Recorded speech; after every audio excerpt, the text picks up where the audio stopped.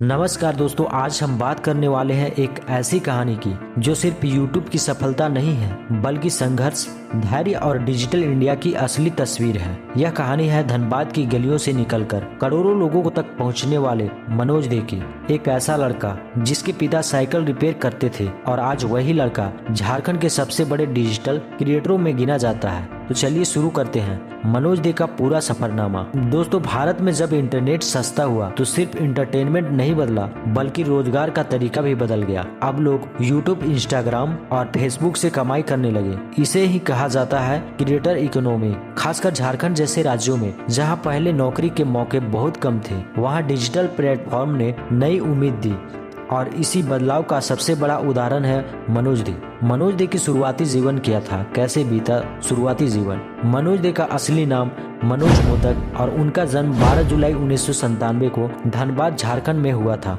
धनबाद कोयला खनन के लिए जाना जाता है, जहां ज्यादातर लोग मजदूरी या छोटे कामों पर निर्भर रहते हैं। मनोज दे के पिता एक छोटी सी साइकिल रिपेयर की दुकान चलाते थे। घर की हालात बहुत अच्छी नहीं थी लेकिन सपने बड़े थे। मनोज ने पढ़ाई सरकारी स्कूल से की, इसके बाद उन्होंने ITI किया और फिर BCom भी पूरा किया। उस समय उनका सपना था, बाकी युवाओं जैसा ही था, एक अच्छी सी नौकरी ताकि घर की हालत सुधार सके। ITI के बाद मनोज काम की तलाश में गुजरात चले गए। वहां उन्होंने एक फैक्ट्री में काम किया लेकिन फैक्ट्री का काम उन्हें बिल्कुल पसंद नहीं आया। लंबे घंटे, कम सैलरी और कोई भविष्य नहीं। कुछ दिनों बाद वे वापस धनबाद लौट आए और एक साइबर कैफे में ज्वाइन हुए। धनबाद लौटने के बाद मनोज ने साइबर कैफे में काम किया, साथ ही बच्चों को ट्यूशन भी पढ़ाया। यहीं से उनकी जिंदगी ने एक नया मोड़ लिया। इंटरनेट, यूट्यूब और डिजिटल दुनिया से उनका असली परिचय हुआ। मनोज दे की पहली शुरुआत और पहली असफलता। वर्ष 2016 में मनोज ने YouTube पर अपना पहला चैनल शुरू किया जिसका नाम था टेक्निकल मनोज। उन्होंने टेक्निकल वीडियो बनाना शुरू किया लेकिन कुछ ही समय में उनका चैनल डिमोनेटाइज हो गया, मतलब कमाई बंद। यह उनके लिए बहुत बड़ा झटका था लेकिन मनोज ने हार नहीं मानी। उन्होंने सोचा, मेरे जैसे कितने लोग हैं जो YouTube पर आना तो चाहते हैं लेकिन उन्हें सही जानकारी नहीं है और सही जानकारी नहीं होने के कारण बहुत सारे लोग YouTube पर नहीं आ पा रहे हैं या फिर कुछ लोग आ भी रहे हैं तो सही जानकारी नहीं होने के कारण उनका YouTube चैनल डिमोनेटाइज हो जा रहा है। उन्होंने एक नया चैनल शुरू किया, मनोज दे, और इस बार उनका फोकस था आसान भाषा, सरल तरीका और आम आदमी की हेल्प करना। मनोज दे ने महंगे कैमरे के साथ शुरुआत नहीं की थी। उन्होंने मोबाइल से वीडियो बनाए।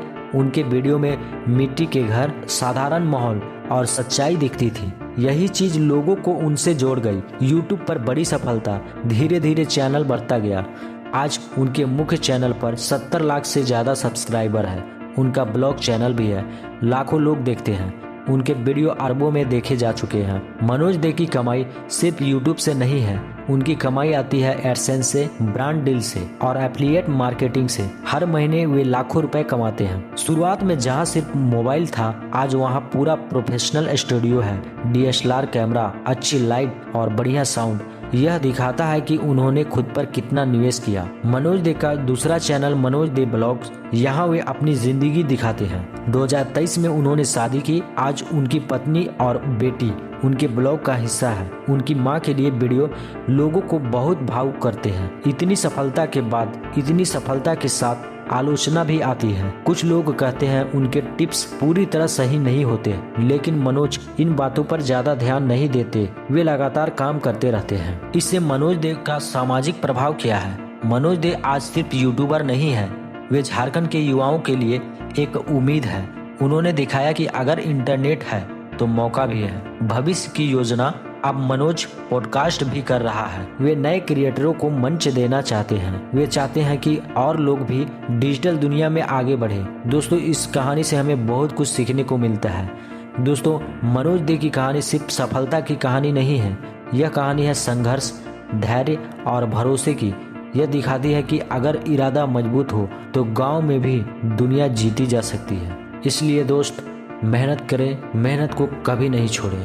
धन्यवाद।